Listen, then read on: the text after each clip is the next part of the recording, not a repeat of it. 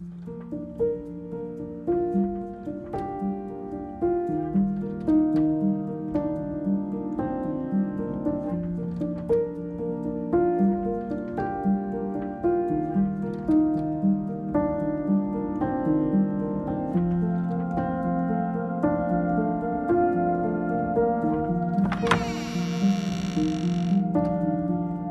ろしくお願いします。お願いします。ツールボックスという会社に勤めてます。大迫と申します。ツールボックスっていうのはどういった会社なんですか？ウェブで建材を売っている会社になってまして、キッチンとかフローリングとかいろいろ家にまつわるものを販売しています。普段はアクタスのスタッフの方をお邪魔することが多いんですけど、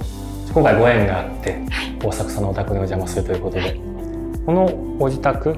ていうのは賃貸で建てられたんですかね？新築で建てました。もともと実家の土地で息子が小学生になるタイミングで今までマンションに住んでたのを、やっぱ戸建てに住みたいなと思ってそこから計画を始めました。広さは全部で43坪ぐらいで、間取りは LDK と子供部屋と書斎が2つです。家族構成は夫婦2人と子供1人と猫2匹です。すごい緑豊かの中に今建ててるので環境はいい感じかなと思います。今日はいろいろとお話を伺いできればと思います。お願いします。よろしくお願いします。お願いします。じゃあまた玄関からご案内します。ここが玄関ですかね？ここ玄関です。広くしたかったんで、結構贅沢に広く取りました。やっぱ窓の外光を入れたかったんで、結構大きい窓をここに作りました。やっぱここの靴箱はなんか低くしたかったんで、今ちょっと子供が描いた絵飾ってますけど、本当はここもちょっと飾れるような感じでしたのと、ここの廊下とここのところは広く作りたかったので、通路のところ広くしたりとかはこだわったんですかね。この照明はルイスポールセンの AJ エクリプタっていうやつになってます。なんか玄関にやっぱ照明欲しくて、あんまり衣装強すぎない感じで馴染む感じのやつで可愛いやつが良くてこれにしました。ちなみに気になっちゃったんですけど、スイッチ。これそうなんです。初めて見たんですけど。で、ドイツの4っていうところのスイッチなんですけど、インスタかなんかで見つけて日本で取り扱ってくれてるとこがあったんで採用させてもらいました。ちょっと海外っぽい感じがここだけで出るかなと思って入れてみました。ここもやっぱこの通路幅を広く取りたくて、ここを贅沢に作りましたね。建築的な決まったピッチはあるんですけど、そのピッチ内でちょっと広めに広げてってもらった感じです。ここは一応コロナ禍に設計プランしてたので、帰ってすぐの手洗いっていう感じで作りました。ちょっとミッドセンチュリーっぽさを入れたくて、ちょっとツヤのあるボールと、でここちょっとチークの天板みたいなで、ミラーもここヴィンテージで買ったんですけど、でちょっと黒いツヤのある照明みたいな感じのまとめた感じですね。じゃあ先ほど言ったリビング台ご案内します。はい、ここはリビングダイニングですかね？そうです。前マンションに住んでた時がよくあるレイアウトだったの。キッチンあってダイニングあってリビングみたいなすごい細長いところだったんで、キッチンからリビングが遠かったんで、その距離はちょっと近くしたくて、少し三角形ぐらいな配置になる感じにレイアウトはしました。ここの土地前から昔からある土地で、ここ木の通路みたいになってるところがあるんですけど、そこにちょうどこの窓がはまる位置に家を建てるっていう感じで、この見えかけは割と気にして窓の配置とか家の配置が決めました。このキッチンはちょっと結構こだわって頑張ったやつですね。キッチンやっぱ長くいるのと部屋にしてないんで目立つは目立つので、やっぱ自分が好きなやつにしたくて、いろいろなんか情報収集してて、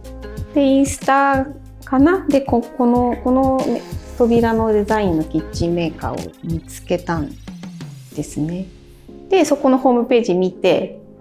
なんか免罪だけでもこの扉のここだけでも買えるっていうのがあったんで、そこだけ買って日本に送ってもらって、それに合わせて中の箱とか天板を日本で作ってもらったっていう、結構手の込んだこと。これはですね、まず2型タイプにしたっていうのはこだわりですかね。シンクとコンロが同じだとやっぱ作業スペースが少なくなるんで、そこはちょっと話したかったのと、あと食洗機、海外の食洗機入れた、この辺も割とこの天板黒にしたかったんで、シンクも黒がいいなと思って、その方がこう一体感が出るので、シンク黒とか水栓も全部この辺全部黒にしたみたいなのは割とこだわった。確かに意外と珍しいかもですよね、自宅だと、自分仕様にできるのはやっぱり賃貸じゃない良さかなって思いますね。なんかその家電っぽいものは割とそう見せないようにしてますね。この食洗機とかオーブンもこう埋め込みタイプにしてたり、あんまりこの電子レンジとかはもっと奥に見えない位置にちょっとしてたりっていう配置のこだわりはしてますね。冷蔵庫もどこかにある？そう冷蔵庫は一応すぐこ見えるは見えるところにあるんですけど、こっちですね。はい。ダイニングからは見えにくい位置にある感じです。冷蔵庫存在感が大きいんで、ちょっとでも使いやすい位置には置きたいっていう感じの場所にしました。この裏側がパントリーに、パントリースペースがあるんですね。はい、パントリースペース、ここ扉なしでパントリースペース。じゃあダイニング聞いていいですか？はい、1個はテーブルを丸くしたかったので、ここは丸で探しましたね、家具は。普通の四角いタイプ使ってたんですけど、丸の方がやっぱりまとまりやすいかなっていうのがあったんで、丸テーブルを基準にそこから照明の配置とか椅子を選んだ感じですね。テーブルはカール・ハンセンのもので、椅子は素材が少しまだる感じで選んで、この辺はセブンチェアですね。うちはワイチェア、これはいただき物なんですけど、これが CH88 の椅子ですね。全部一緒だとちょっとつまんないかなと思ったんで、バラバラにはしたくて黒みたいなのは一応統一で入れてて、あとそうですね、木の素材をちょっと混ぜたりみたいな感じで、こう全体的にまとまる感じを目指して選んだ、上にかかっている照明っていうのはどういったものなんですかね？これルイスポールセンの PH2 分の1の3灯タイプのものをつけてます。本当一生ものかなと思って、これは一目惚れで決めました。カーテンの感じも可愛いですね。これアクタスさんで売っている、本当はガーランドかなをお店で見て、ずっとこのカーテンのタッセルをいいのを探してて、これちょうど良さそうと思って、ちょっと石なんでね重たいんですけど、可愛いんでカーテンのタッセルとして採用させてもらってます。これはリビングコーナーですかね？はい、ここもそうですね。吹き抜けがで広くて、そこにこの可愛くて決めたルイス・ポールセンのスノーボールだったかな。これもいつも眺めて可愛いなと思ってこれ200ワットの電球がつけれるんです。でよくあるやつ多分100ワットとかの電球のタイプだと思うんですけど、これがそれ1個でここの明るさ網羅できるっていう照明がこれだったんですね。なんで明るさもちょうどいいし、デザインも素敵なんでっていうので、リビングがこれかなと思って選びました。これも迷いに迷っていろんな家具屋さんで座りまくって、最終的に決めたアクタスさんのナタドラのソファー。黒だけどちょっとこのチャコールグレーぐらいな感じのこの黒と、このレザーの柔らかいレザーとこの高さとかがもうなんか全部よくできました。やっぱうち猫がいるので、ファブリックのものだと結構その間に入ってったり、前はフェルトっぽいものも使ってたんですけど、そこにもやっぱ毛が入り込んでなんか大変だったんで、やっぱレザーがいいなと思ってレザーで探してて、そう座り心地が良くて気に入ってます。これはデザインハウスストックホルムっていうところのブランドのもので、これは日本では確か買えなかったと思うんですよ。なんかよく見てる海外、その北欧海外サイトみたいなところがあって、そこで買って普通に日本にまで届けてくれるやつで買いました。テレビ台もすごい迷って、最終的にこの USM ハランの白い2連のタイプにしました。ここ黒にしちゃうと存在感強すぎかなと思って、ちょっと壁に馴染む感じで合わせて白にしました。ここはもうちょっと進化させたいゾーンなんですけど、昔からこれは使ってる IKEA のバナナです。またここいつかはもうちょっとやりたいなと思いつつ、今はこの辺はなんか好きなものを置いてます。これがアントチェアのブラックのやつですね。これはアントチェア多分3本足のタイプと4本足のタイプが売ってて、やっぱりアントチェアといえば3本足かなと思って、これはデザイン好きで買ってます。リビング空間に面する扉が2箇所ある気がするんですけど、ここはどういったそれぞれ部屋なんでしょうか？こっち側奥の方は子供部屋で、じゃあ私が普段仕事部屋として使ってるんですけども、あえて狭くしてます。こっからあっちのキッチンまでに近い位置にしたいっていうのと、このリビングダイニング空間の一角の方が普段のなんか流れ的に使いやすそうかなと思って、ここはあえてリビングの一角に部屋を設けてます。こちらに備え付けられている照明はどういったものなんですか？すごく特徴的ですよね。これフロスのフォリオっていう照明で、これもインテリアショップに行ってみて可愛いなと思って、黒いツヤがまた可愛い。これそうこう巻いて、ここに2灯ランプが入ってる感じでつけると、なるほど。上に一応配光が、夜遅い時間はこっち消してこっちだけの間接照明みたいな感じで使ってますね。じゃあ次は寝室ご案内します。ここが寝室ですかね。ここ寝室です。なんかマンションの時のもうギャップですね。もうマンションの時最高が全然ない部屋に寝室で、寝るだけの部屋ではあるんですけど、眺めがと光をいっぱい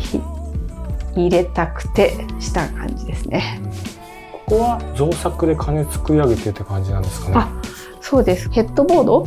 を作りたくてツールボックスで売ってるクラシックリブパネルってやつなんですけど、これはちょっとなんかミッドセンチュリーっぽさと、なんかこの木のムラがこうあるんですけど、割とその感じがいいなと思ってヘッドボードに採用して、両側に照明つけてる。後ろのこの照明も変わってますね。これもそうです。これメモってところのやつで、寝室この照明と、あとベッドサイドにある2灯だけしか照明なくて、天井つけてないんです。本当だ。もう割り切っちゃいました。じゃあもう寝室はこれも寝る空間だから、そんなに困ったことはないですね。最後クローゼットとあと洗面コーナーをご案内します。ここで玄関にこう回ってくるんですね。そうです。これ一周しました。玄関から。でここに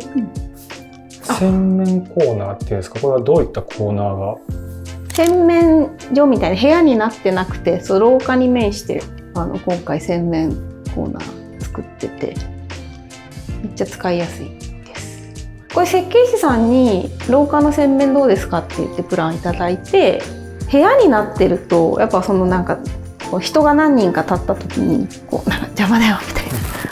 のが嫌だったのもあって、そうすると誰でも立てるし、なんか歯磨きしながらとか、なんか化粧なんか準備しながらみたいな感じで、なんか割とくるくる回って使いやすい位置にいる。いいです。見えるものはちょっと可愛いものにしたいなと思って、これは友達にもらったフラマってとこのハンドソープか。香りもいいし、これもツールボックスのミルクガラスっていう商品で、この丸くフォルムが結構可愛くて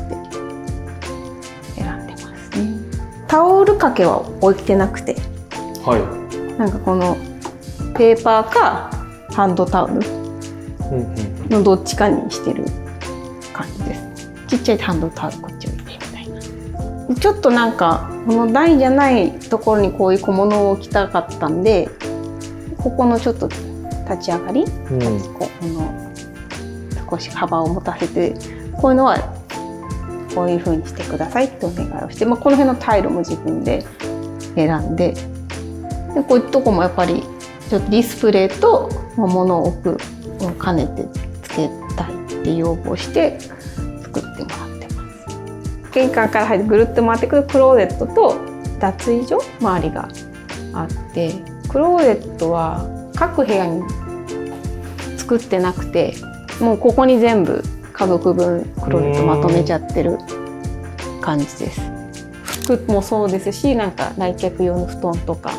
ちょっと季節ものとかはもう全部ここにまとまってます。でこっちが脱衣所とつながってて、で、洗濯もここでするんで、洗濯してこっちに片付ける。お風呂上がっても着替えとかもこっち取れるみたいな感じにしてるのと、ここはスロップシンク的な感じで使ってるんですけど、本当はこれキッチン用として売ってるシンクなんですけど、このなんか靴洗ってこっちにも濡れたものを置けるみたいな感じが良くて、このタイプのシンクをここで採用して使ってます。じゃあ先ほど言ったリビングダイニングに戻ります。今日はありがとうございました。ありがとうございました。やりたいことはとりあえず全部なんかできないかったとしても吐き出した方がいいかなってなんか思いましたね。なんか自分のなんか何やりたいかって言葉にするの結構難しくて、なんかイメージ写真とかも持ってっても難しいけど、なんかこういうことやりたいっていうのはなんか言うだけ言ったらなんか多少こうどんどんなんか自分がやりたい感じに近づけるんじゃないかなとは思ったんで、もうなんか思いは全部伝えたらいいなと思います。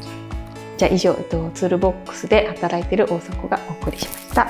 今日はお邪魔しました。ありがとうございました。こちらこそありがとうございました。